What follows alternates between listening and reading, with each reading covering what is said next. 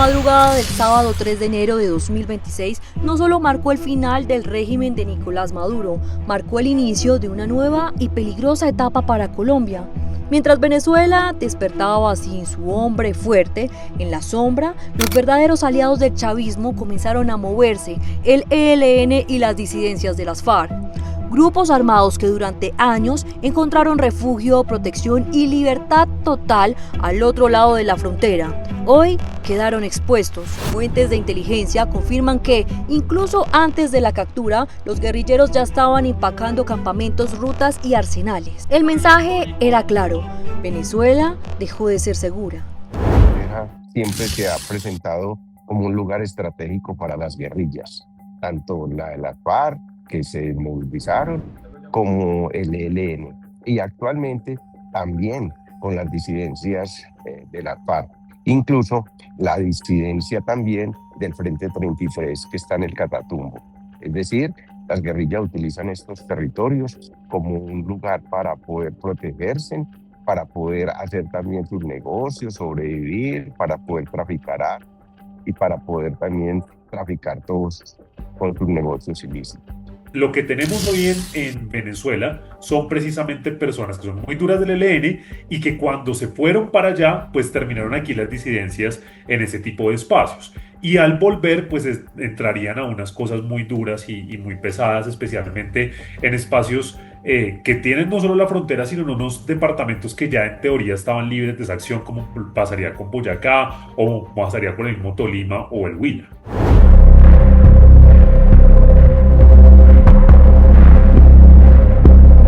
La llegada de portaaviones, aeronaves y tropas estadounidenses al Caribe, los aliados armados del chavismo entendieron que el juego había cambiado. De acuerdo con información revelada por Infobae Colombia y confirmada por fuentes militares, el ELN inició un repliegue masivo hacia Colombia. Las cabecillas que lideran esta operación no son improvisados. Silvana Guerrero. En 5 minutos está la aviación encima de nosotros, de este territorio, pero se aprende a convivir con esa realidad. Alias Ricardo. Paz total, fracaso total. Y la paz total se convierte en guerra total. Parmenio y Caballo de Guerra. Todos pertenecientes al Frente de Guerra Nororiental con un objetivo claro: recuperar el control del Catatumbo, una de las regiones más estratégicas para el narcotráfico, la extorsión y las economías ilegales. Durante años, estos hombres se movieron en Venezuela con comodidades impensables en Colombia: protección armada, logística, campamentos estables y cero presión militar.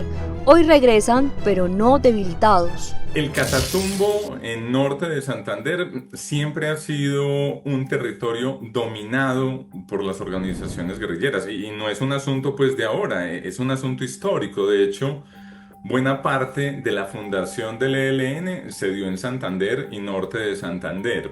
Entonces, esto se ha mantenido durante muchísimo tiempo y muestra de ello es lo que sucedió recientemente con la toma del Catatumbo y todo el montón de personas que salieron desplazadas. Es una muestra de que el gobierno colombiano no es capaz de ejercer control territorial sobre el Catatumbo. Es decir, el Catatumbo, digámoslo con tristeza, está controlado por organizaciones al margen de la ley. Allá el Estado colombiano hace poca o nula presencia. Y en el Catatumbo lo que estamos viendo en estos momentos es un incremento de la violencia contra la misma fuerza pública.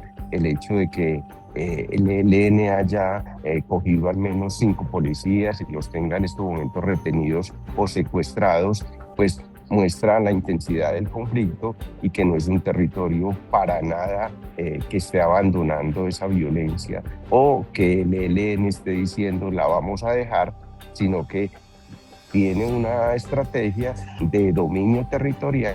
Más que ir a pelear hoy por el Catatumbo, estarían peleando por otro tipo de zonas como Arauca, Casanare, Boyacá. Una ruta estratégica para poder llegar a Apure. Recordemos que Apure es uno de los sitios en Venezuela que se presume que se tiene más presencia del ELN.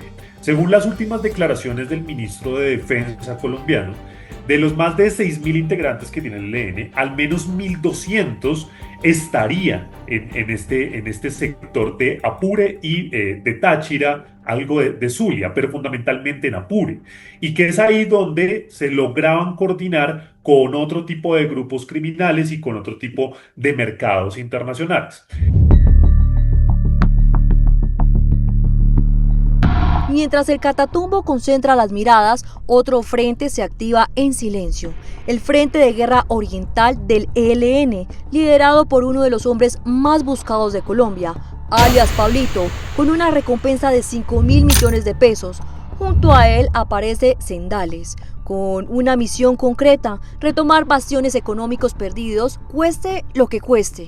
Arauca, Boyacá, Casanare y Vichada no solo son corredores estratégicos, son territorios en disputa directa con disidencias de las FARC de Iván Mordisco.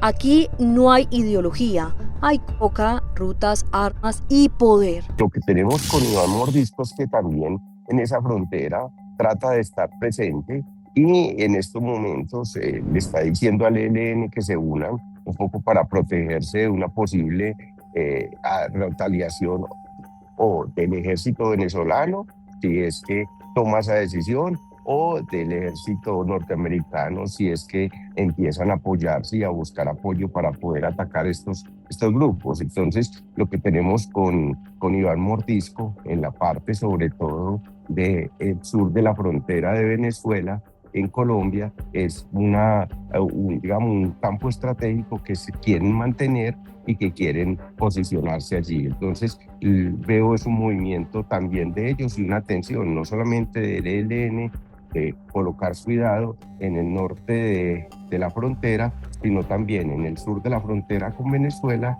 colombo-venezolana, de mantener ese control que tiene en ese territorio. Ya salió en estos días Iván Mordisco diciendo que más allá de las diferencias que habían tenido estas organizaciones, era el momento de unirse, de aliarse para evitar la invasión de los Estados Unidos, que además pues yo creo que es muy improbable que haya realmente una invasión de los Estados Unidos. A Estados Unidos le ha ido muy mal en las guerras donde plantea invasiones. Pues recordemos recientemente lo que sucedió en Afganistán, lo que sucedió en Irak. Entonces yo no creo que Estados Unidos se vaya a meter ahora en una nueva guerra en Venezuela, en una guerra de guerrillas donde a Estados Unidos, como estamos diciendo, le ha ido terriblemente en el mundo. Bueno, está el antecedente de la guerra de Vietnam también, donde Estados Unidos tiene un poder militar gigantesco, es más del 50% de la inversión militar en el mundo, pero la guerra de guerrillas es una guerra muy distinta, es una guerra de largo aliento, una guerra permanente,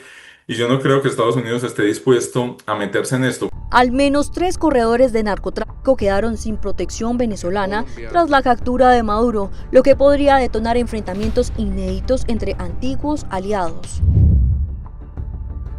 Esta zona fronteriza con Colombia ha sido históricamente usada para rutas terrestres, fluviales y aéreas del narcotráfico entre ambos países. Antes de la captura de Maduro, allí se movían cargas de cocaína por tierra, por río Arauca, Capanaparo y por aire desde pistas clandestinas con tolerancia oficial. Los traficantes empleaban pasos terrestres alrededor del lago para mover cocaína hacia el Caribe y hacia Centroamérica. Utilizados por disidencias de las FARC para transportar droga desde áreas de producción colombianas hacia territorios venezolanos y de allí hacia rutas internacionales. La inteligencia militar colombiana ha identificado hasta 30 pistas clandestinas en estos estados venezolanos que antes eran parte de la red logística clave para el tráfico aéreo de cocaína. Recordemos que hoy ya todos estos delitos son transnacionales. Aquí ya no hay solo el ELN haciendo desde el cultivo, pasando por el procesamiento hasta la venta, sino que precisamente son las alianzas criminales internacionales las que logran. Si bien los acuerdos internacionales entre estos grupos criminales no han sido de disputa, sino mejor de articulación, sí preocupan unos nuevos grupos que pueden entrar a ese espacio. El Cartel Nuevo Jalisco, el Cartel de Sinaloa, todo lo que estamos viendo hacia el otro lado, que a veces lo olvidamos, que no es solo Venezuela, sino lo que pasa, por ejemplo, con Ecuador, con los lobos o con los mismos choneros, y un ámbito transversal con lo que pasa con el Tren de Aragua. Y es que aquí hay diferencia criminal. Mientras que nosotros en Colombia estamos acostumbrados a los grupos armados al margen de la ley, con un supuesto proceso ideológico y con unos ataques directos a la fuerza pública en enfrentamiento con el Estado, estos otros carteles y estos otros grupos criminales como Sinaloa o el mismo Tren de Aragua no buscan enfrentarse con el Estado. Es más, entre menos se enfrenten con el Estado, mejor. Otra cosa es que termine el Estado atacándolos y ahí lo que hacen es defender y responder. Y es que Delcy Rodríguez propone a la Asamblea Nacional un cambio en las políticas energéticas de Venezuela, permitiendo que haya inversión extranjera. Bueno, lo que está diciendo es que va a permitir que haya inversión de los Estados Unidos en la industria petrolera para que Estados Unidos pueda sacar parte de esa riqueza venezolana a través del petróleo, que también, no nos digamos mentiras, es parte del interés del gobierno norteamericano. Es decir, más allá de los discursos sobre la democracia y la libertad, lo que hay de fondo es un poderoso interés geopolítico y económico por parte del gobierno de Estados Unidos. Por un lado, para combatir la influencia de China y Rusia sobre Venezuela, pero por el otro lado, para poder acceder a materiales preciosos como es el caso del petróleo.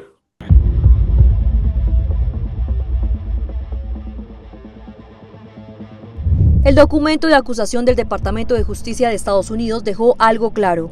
Las disidencias de las FARC también están en la mira, pero no todas están igual de fuertes. La segunda Marquetalia, liderada por Iván Márquez, habría perdido el respaldo clave que sí tuvo el ELN. Durante meses se habló sobre su muerte. Se especula que Iván Márquez está vivo y escondido en Venezuela. Por él, Estados Unidos y Colombia ofrecen 4.378 millones de pesos. A su lado, otro hombre pesado, Jenner García Molina, alias John 40. Se dice que ambos han sido protegidos por funcionarios venezolanos que actuaron como protectores y socios del narcotráfico. Con Maduro fuera, esa red de protección se desmorona. Con la caída de Nicolás Maduro, de inmediato se acaba la protección que puede existir.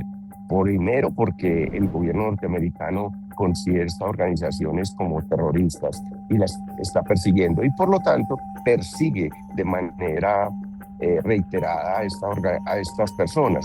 A un gobierno como eso no le queda para nada bien mostrarse como protector de estas personas, y por lo tanto van a negar su presencia en el gobierno, en el territorio venezolano. En estos momentos no sabemos si está o no en Venezuela. Se pensó que estas organizaciones guerrilleras podían comenzar a acabarse en Colombia, y lo que sucedió fue lo contrario, se fortalecieron. Contaron con la suerte de que durante la política de seguridad democrática del presidente Uribe a principios de este siglo, esa presión que se estaba ejerciendo sobre ellos pudo encontrar una válvula de escape a través del territorio venezolano, porque ya estaba Hugo Chávez en Venezuela. Bueno, y luego siguió Nicolás Maduro. Están a punto de ajustar 30 años de este régimen en Venezuela. Entonces, creo que cantar victoria y decir que ya es el fin de las disidencias de las FARC es muy prematuro. Con seguridad que van a encontrar cómo seguir sobreviviendo, y más porque, bueno, así ahora viniera la presión en sentido contrario, es decir, de Venezuela hacia Colombia, tenemos que reconocer que estamos con un gobierno que no ha sabido implementar las políticas de defensa para poder de alguna manera diezmar a estas organizaciones. Lo que ha sucedido es todo lo contrario, es decir, organizaciones guerrilleras, organizaciones al margen de la ley y organizaciones delincuenciales se han incrementado en Colombia y han incrementado el control territorial.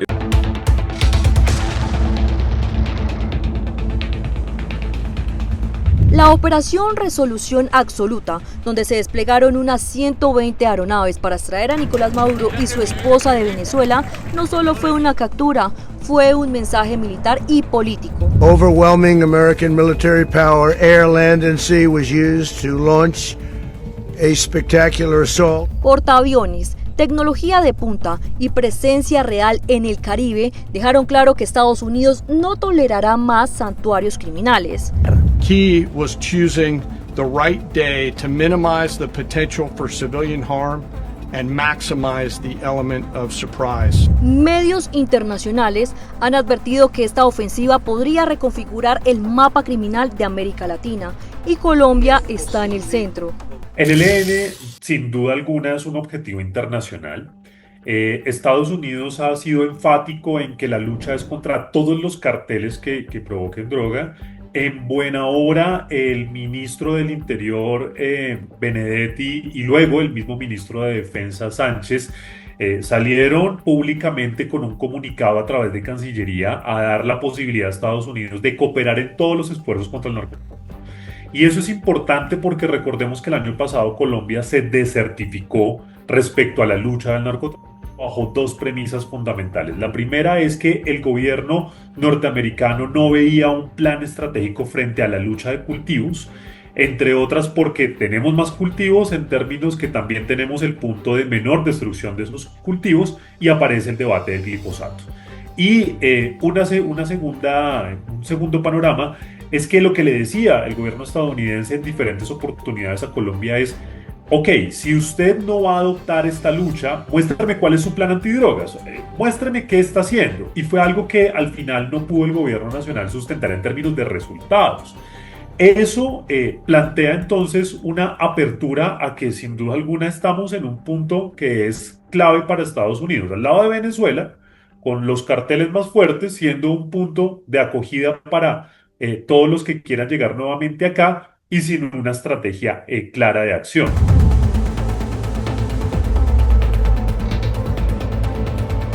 Inicialmente hubo una intención legítima del presidente Gustavo Petro de tener un proceso de paz. Él posiblemente estaba convencido, ingenuamente, de que las organizaciones guerrilleras iban a ver en él a un exguerrillero que posiblemente era un ejemplo de que era posible reincorporarse a la vida civil, pero eso no sucedió. Es decir, rápidamente se dieron cuenta que lo que podían era hacerle conejo a estas políticas que estaba planteando el gobierno, porque además estaban planteadas muy mal, estaban planteadas de una forma muy desorganizada. Al entregar la presidencia, Gustavo Petro deja una paz parcial con logros puntuales, negociaciones y treguas históricas, pero sin una paz total duradera.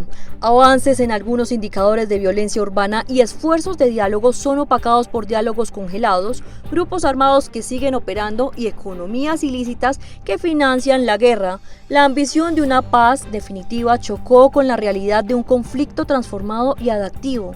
Esas negociaciones que se podrían haber avanzado, se tiene una guerra total. No hubo proceso de paz. Y aunque fue una buena iniciativa en papel, hay que decir que cuando uno lee el marco jurídico de la paz total, pues uno diría es maravilloso, pero sin duda alguna no se acercó a nada, por ejemplo, el proceso de paz inmediatamente anterior con las FARC, porque no se tenían las garantías, no se tenía el marco jurídico claro, y ese vaivén operativo entre que un día estamos en ofensiva, otro día estamos en acuerdo, otro día estamos en avance de una mesa y otro día definitivamente están atacando nuestra fuerza pública, nuestra población, pues no va a permitir que se pueda avanzar realmente en ninguno de los procesos. Estados Unidos ya movió sus fichas y los grupos armados también. Colombia se encuentra en el centro del tablero. La pregunta es, ¿crees que seremos espectadores o el próximo campo de batalla? Déjanos tu opinión en los comentarios, suscríbete si quieres más contenido como este y no olvides activar la campanita. Nos vemos en el próximo episodio.